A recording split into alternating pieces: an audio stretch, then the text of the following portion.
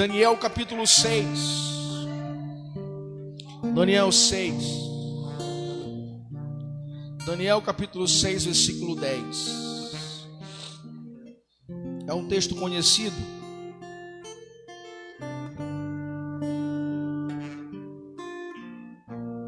Que fala sobre o que nós estamos fazendo aqui, né?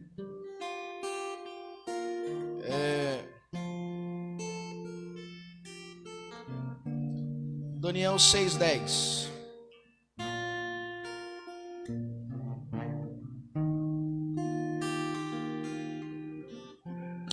Não sei você, mas essa noite foi difícil dormir. Não sei se você conseguiu dormir.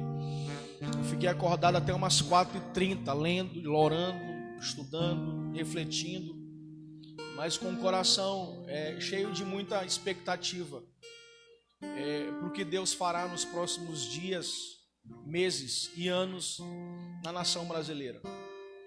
Todas as vezes que Deus quer promover um grande avivamento, Ele reúne a igreja para orar. Porque não existe avivamento sem oração. Não existe avivamento sem uma volta para a palavra. O fundamento saudável para todo avivamento é oração e palavra. É oração e doutrina.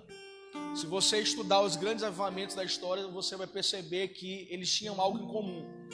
As pessoas se reuniam com um único propósito: estarem juntos em oração e buscando o Senhor. Se você estudar o avivamento da Rua Azusa em 1960, através de um homem chamado William Seymour, um negro que na sua infância ele foi discriminado na igreja, porque a igreja americana era racista. Então, na biografia dele vai dizer que enquanto criança ele ia para a escola dominical e não podia entrar na sala junto com as outras crianças. Então, para não perder a lição dominical, ele ficava do lado de fora, na janela, ouvindo o professor da lição, porque a igreja da época discriminava os negros. E William Seymour, desde cedo, cresceu um homem voltado para a oração. Até que um dia, já cansado da discriminação racial, ele decide ir para a casa de uma irmã bem humilde, numa rua chamada Azusa, e num casebre bem paupérrimo, bem pobre. Ele reúne alguns poucos irmãos e eles passam cerca de 3 dias orando de manhã, tarde e noite. 3 dias buscando a Deus em oração.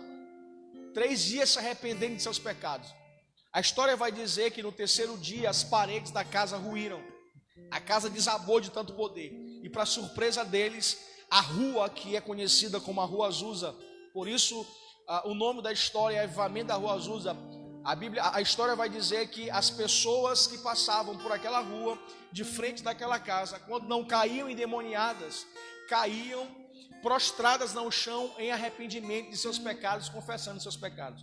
Tudo porque a oração de um pequeno grupo de menos de 20 pessoas causou naquele ambiente um ambiente atmosférico de muito arrependimento e de muita manifestação de Deus. Então, baseado naquilo que Tiago escreve, a oração de um justo pode muito em sua eficácia.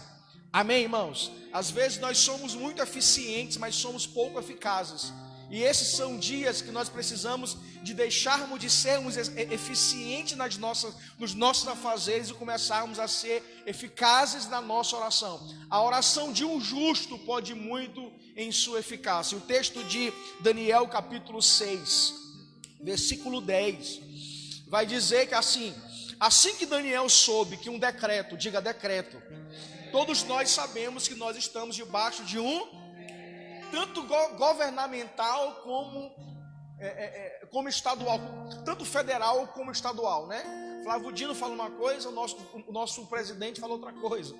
Então, assim que Daniel soube que esse decreto do rei havia sido proclamado, havia sido assinado, a Bíblia vai dizer que Daniel foi para casa, entrou no seu quarto, no andar de cima, onde as janelas davam para Jerusalém, e ali orou como costumava fazer cotidianamente, 3 vezes ao dia, e ajoelhou-se, rogou e deu graças diante de seu Deus. A gente precisa entender nesses dias que oração não pode ser sinônimo de petição. A gente acostumou a igreja durante muito tempo que oração é pedir. E oração não é sinônimo de petição. Geralmente quando a gente fala assim, vamos reunir a igreja para orar, Primeira coisa que vem na mente é: vamos reunir a igreja para pedir. E nós precisamos entender e perceber que orar nem sempre é pedir. E o verdadeiro significado da oração não é petição. Quando a Bíblia pede para a gente fazer orações e súplicas, ela está exatamente nos ensinando que existe uma grande diferença entre eu orar e entre eu suplicar. Orar não necessariamente é eu pedir. Suplicar sim. Você suplica, você está pedindo, você está querendo.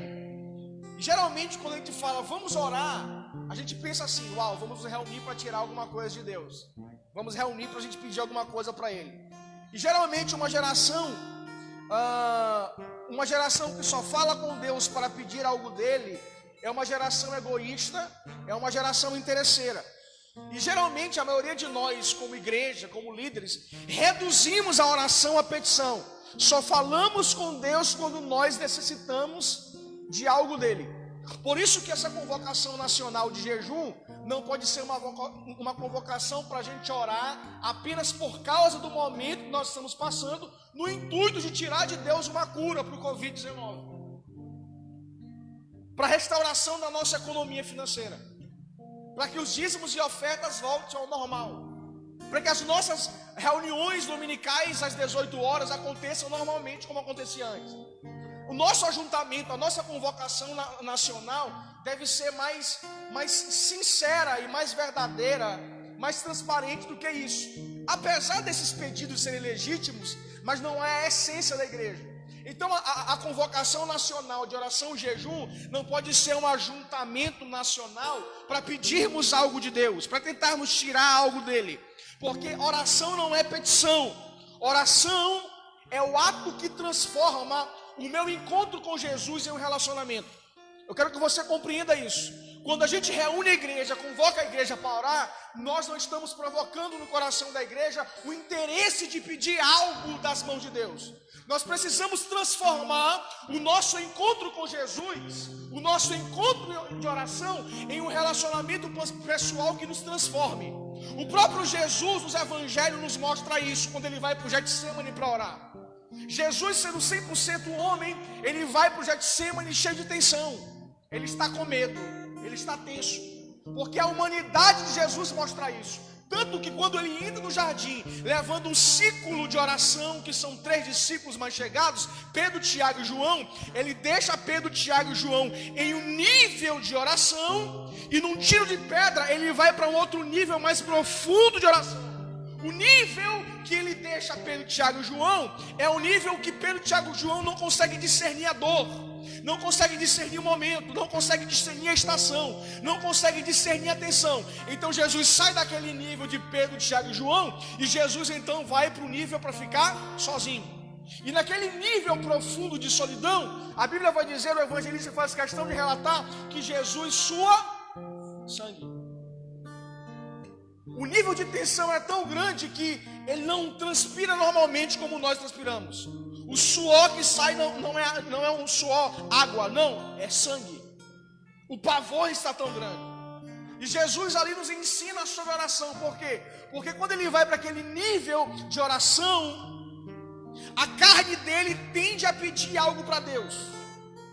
O Jesus humano tende a pedir algo que nós costumamos a pedir: Senhor, se for possível, passa de mim, afasta de mim este cálice.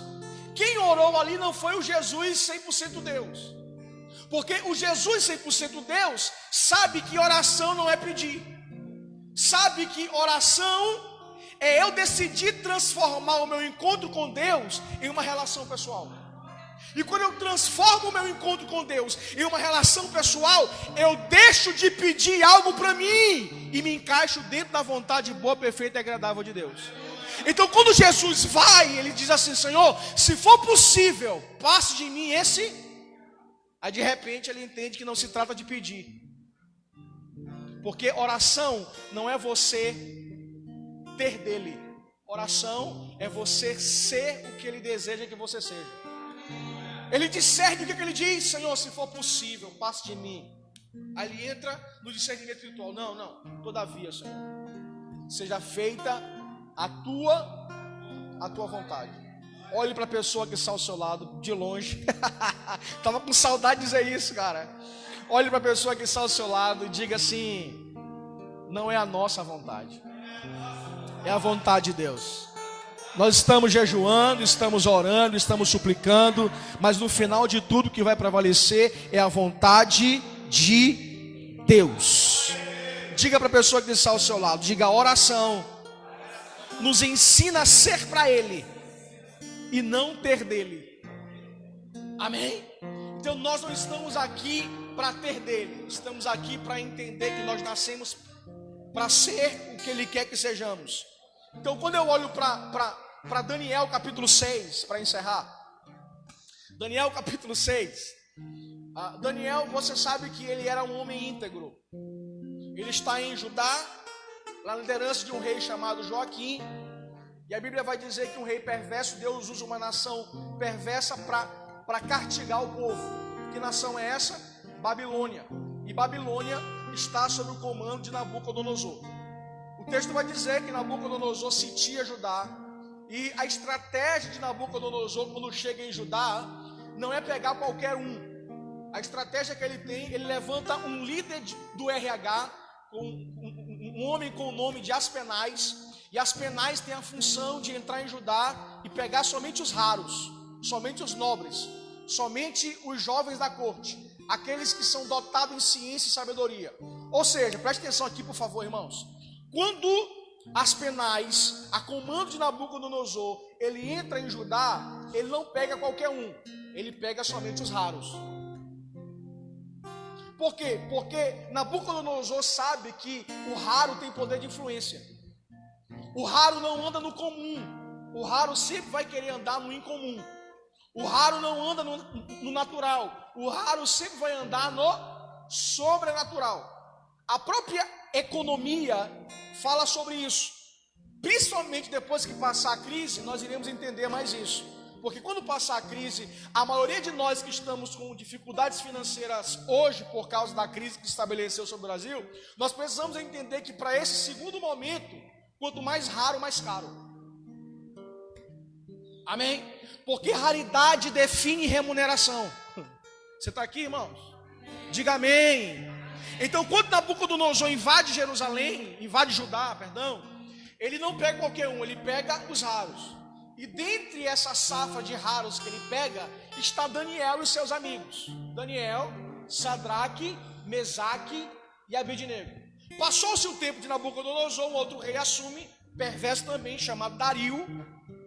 Amém. Quando Dario assume, Daniel é alguém muito invejado na corte babilônica, porque ele era íntegro. E a Bíblia vai dizer nos primeiros capítulos que ele era um homem que tinha um coração excelente. Ou seja, ele era alguém de primeira diferenciado. Se olhava o menino, você via a diferença. Ele não era qualquer um. Era alguém que tudo que ele fazia manifestava excelência. Não importa se ele estava como escravo. Ele estava escravo, mas não era escravo. Amém, meus irmãos? Então, mesmo escravo, ele não repetia comportamentos. Por quê? Porque ele sabia que, embora estivesse escravo fisicamente, mas internamente ele era livre. E por ser um homem livre, de convicção interna, ele não repetia comportamentos. O que difere o escravo do livre? É que o livre, ele não é definido pela situação que ele está vivendo. O escravo não. Se você quer conhecer se alguém é livre ou é escravo, é só você ver se ele repete comportamento. Se você vê ele repetindo os mesmos erros, a mesma vida, você pode ter certeza que ele é escravo de alguma coisa. Por quê? Porque o livre, mesmo ele vivendo circunstâncias ruins, ele não repete erros. Ele não repete comportamento. Por quê? Porque ele é alguém que trabalha na disposição de manifestar excelência em tudo que faz, independente da situação que ele está vivendo. E esse cara é Daniel. Ele está na corte babilônica, como escravo, forçado, longe da sua cidade natal, longe talvez da sua família que havia morrido. Mas ainda assim, ele servia a Babilônia com excelência. E a excelência que Daniel manifestava chamava a atenção dos reis, dos seus líderes, dos seus superiores. E automaticamente também causava inveja nos medíocres. Então muita gente queria pegar Daniel.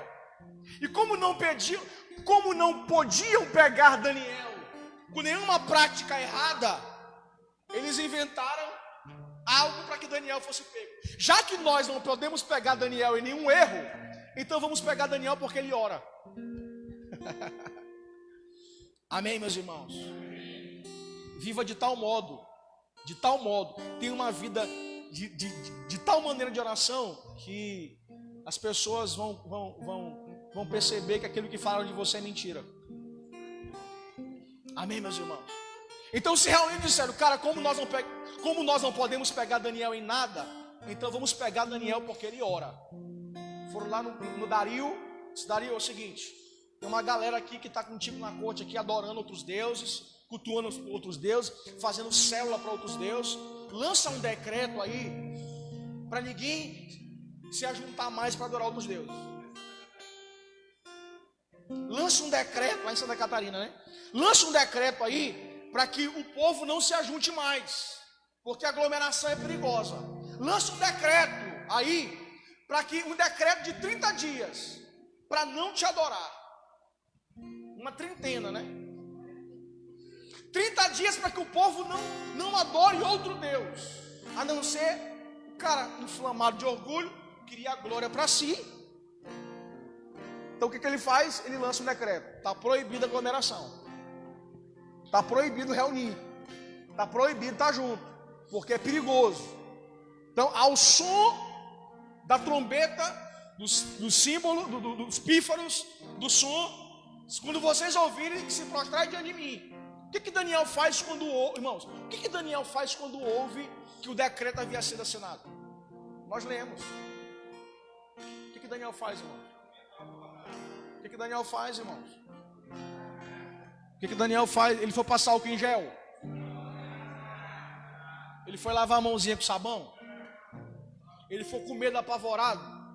O que ele faz, irmãos? Diga para a pessoa que está ao seu lado, ele foi orar. Volte para o versículo 5 aí, o que diz o versículo 5? Só para que você entenda. Daniel, ele era tão íntegro que os próprios ímpios falavam dele. Olha o que os ímpios falavam de Daniel, os babilônicos, versículo 5. E eles concluíram, murmuraram entre si: nunca encontraremos motivo forte o suficiente para denunciarmos esse Daniel, a menos que seja algo relacionado à lei do seu. Ou seja, vamos criar um decreto para que Daniel seja pego na sua vida de relacionamento com Deus. Amém, irmãos? Amém?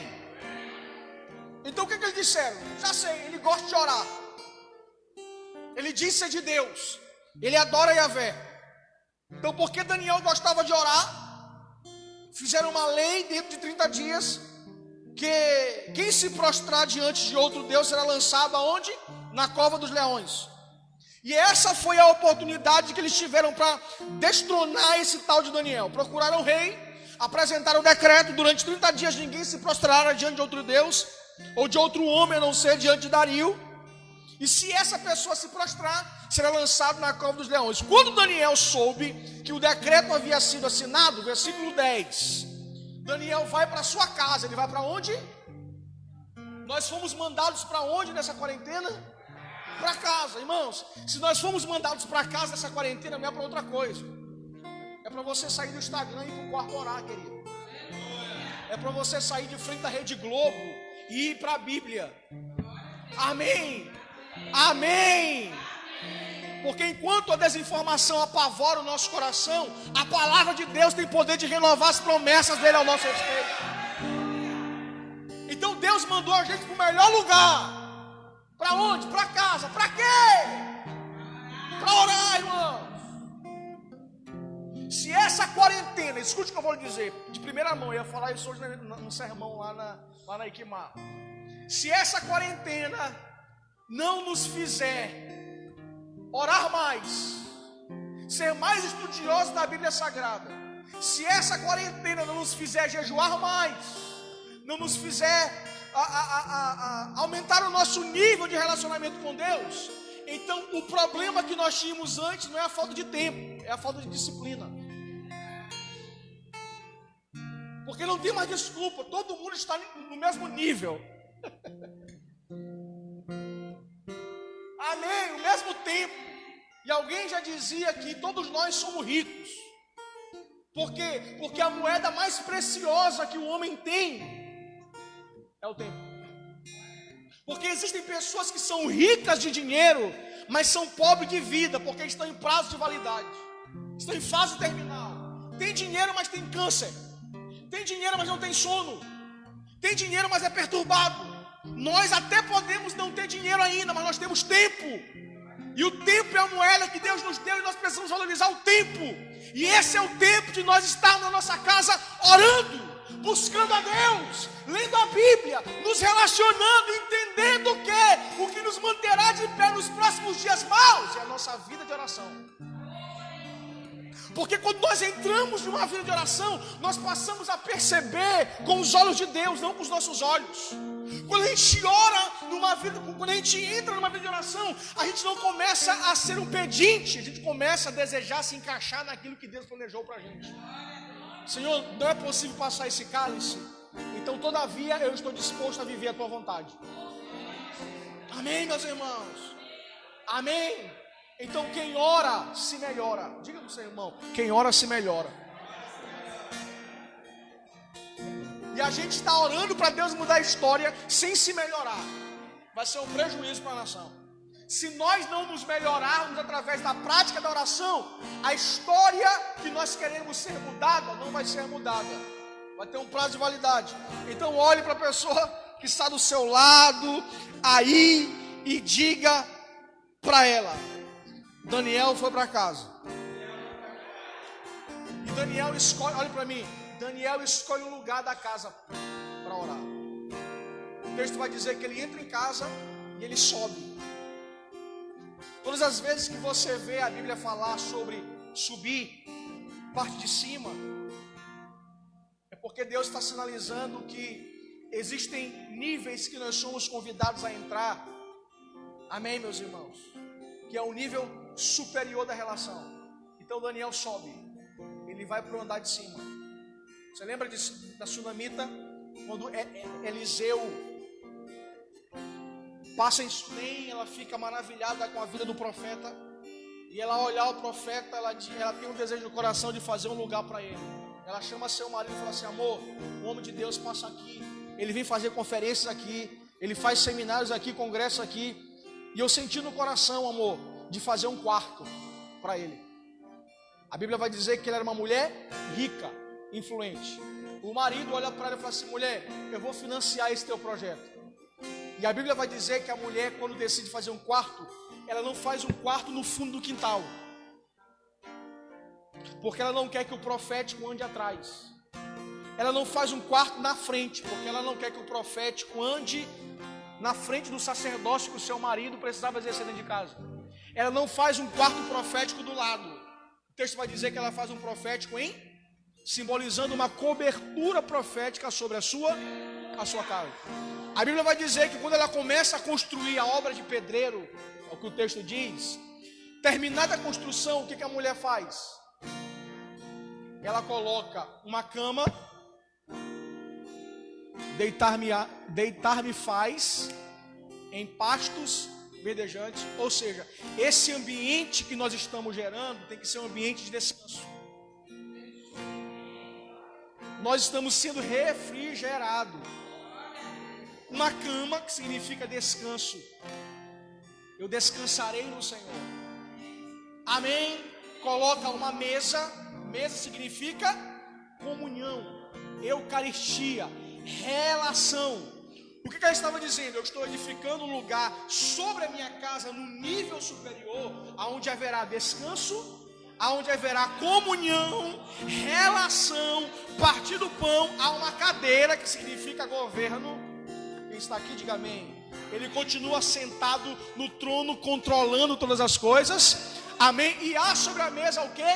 Lamparina. O que é a lamparina, irmãos? Luz. O que é a luz? Lâmpada para os meus pés e luz para os meus caminhos é a tua. Então nós temos descanso, nós temos comunhão, nós temos governo e nós temos a verdade. Amém. O profeta fica tão maravilhado com aquilo que ele decide chamar Geazi.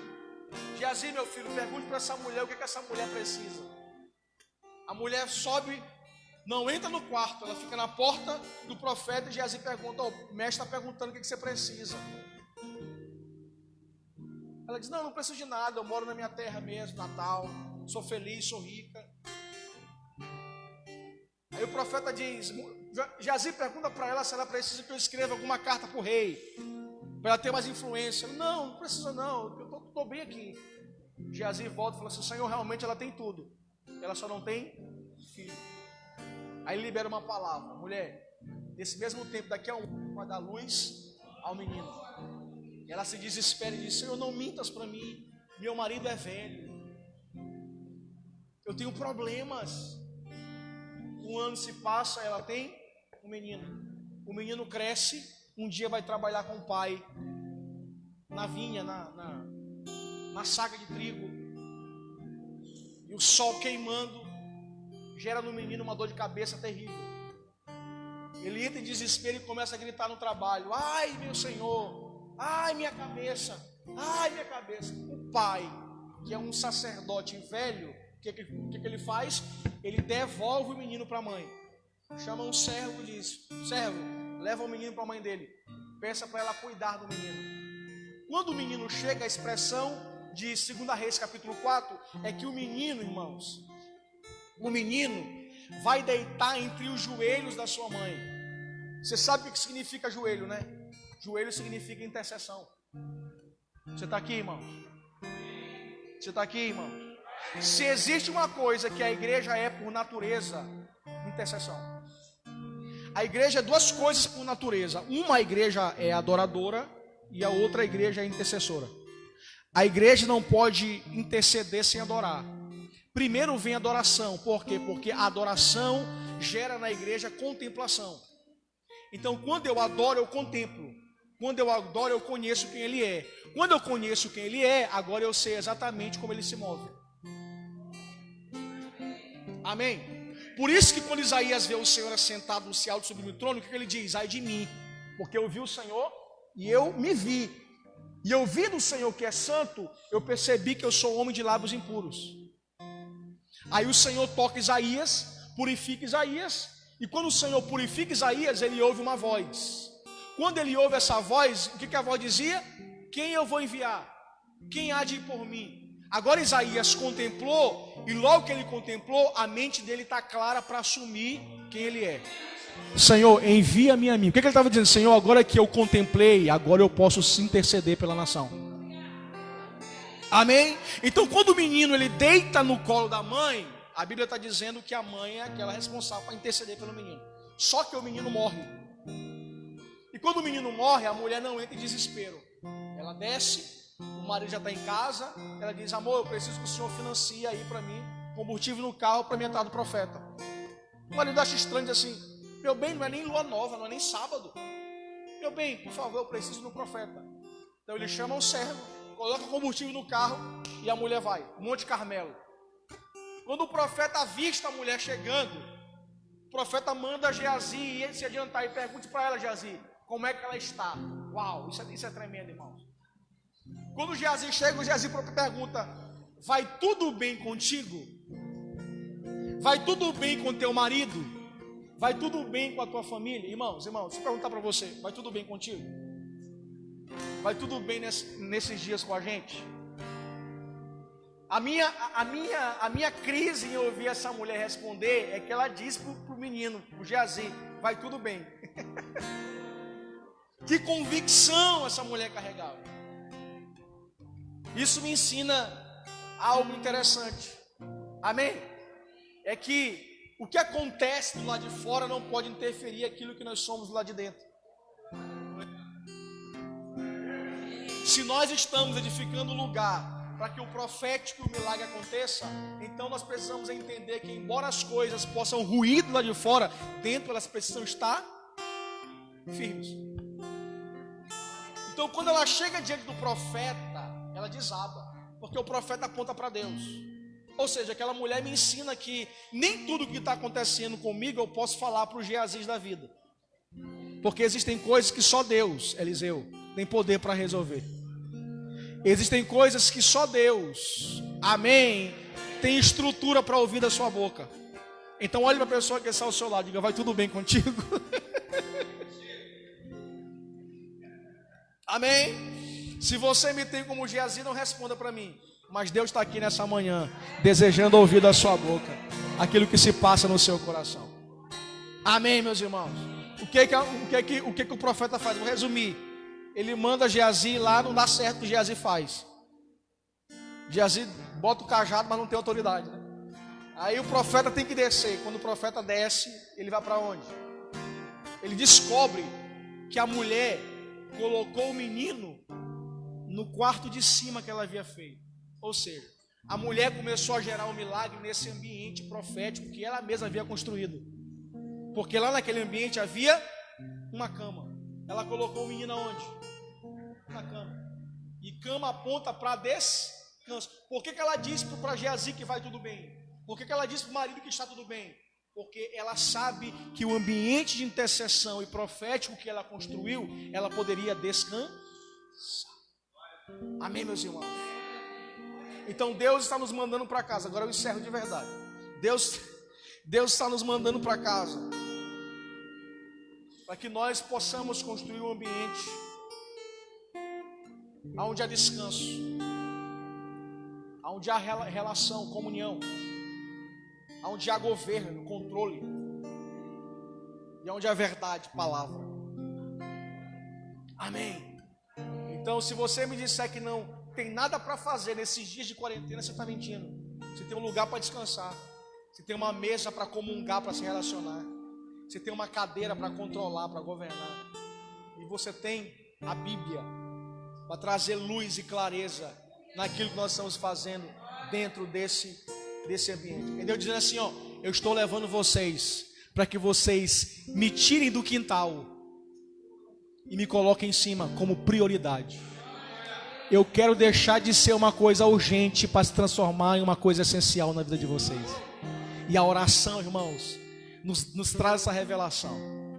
Deus nos tirando daquilo que é urgente, nos levando para aquilo que é essencial. Deus não é urgente, Deus é essencial, irmãos. Buscai em primeiro lugar o reino de Deus e a justiça, e as demais coisas vos serão acrescentadas. Eu falei numa live semana passada que o propósito do diabo é nos tirar da quarentena, porque quem levou Jesus para o deserto da quarentena foi o Espírito de Deus, Mateus capítulo 4. E Jesus, pelo Espírito, foi levado para o deserto para ser tentado pelo diabo. Jesus passa quantos dias no deserto? 40 dias e 40 noites. Quem queria tirar Jesus do deserto? Foi Deus ou o diabo? Então, por favor, não se apressem em sair da quarentena, porque se nós não sairmos dessa quarentena aprovados, você pode ter certeza, irmãos, você pode ter certeza que nós veremos um momento muito pior do que nós estamos vivendo nesse tempo. Deus quer nos aprovar nessa quarentena. Então não troque o propósito pelas propostas do diabo nessa quarentena. Fique em casa, aproveite sua família, reafirme os laços, a comunhão. Deus simplesmente está nos desintoxicando nesses dias. Por quê? Porque Deus nos tirou do ativismo. Amém? E no período da Páscoa, Deus nos levou para dentro de casa. Por que Deus no período da Páscoa nos levou para dentro de casa? Para que possamos discernir o Cordeiro. Êxodo capítulo 12. Na primeira Páscoa, Deus dá uma ordem para Moisés e para o povo hebreu, dizendo o seguinte: vamos cingir as vestes, apertar o cinto. Não pode ter nada frouxo, tem que estar apertado. Vamos colocar as sandálias nos pés e vamos estar com o cajado na mão, para que o cordeiro seja comido todo. Quando Deus estabelece a primeira Páscoa em Êxodo 12, cingindo os lombos, apertando os cintos, colocando as sandálias e cajado na mão, e comam o cordeiro, está dizendo assim: olha, o que eu tenho para fazer com vocês fora é rápido, mas vocês precisam consertar dentro mais rapidamente ainda. Amém, meus irmãos? Amém, meus irmãos? Então eu quero declarar que haverá livramento sobre a sua vida, sobre a sua família, sobre essa igreja, sobre São Luís do Maranhão, sobre o Brasil. Amém. Diga glória a Deus. Diga amém. Diga aleluia. Então você pode dizer assim: pastor, não tenho oportunidade de orar. Daniel orava 3 vezes ao dia. E geralmente a gente precisa entender que a gente só faz aquilo que a gente valoriza, né? Então, se você valoriza a oração, você vai tirar tempo de oração. Não existe como sobrevivermos nesse tempo sem a vida de oração. Não existe. E oração é mais que pedir. Oração é você decidir, discernir, conhecer a vontade dele sobre a sua vida. Vamos orar? Vamos orar.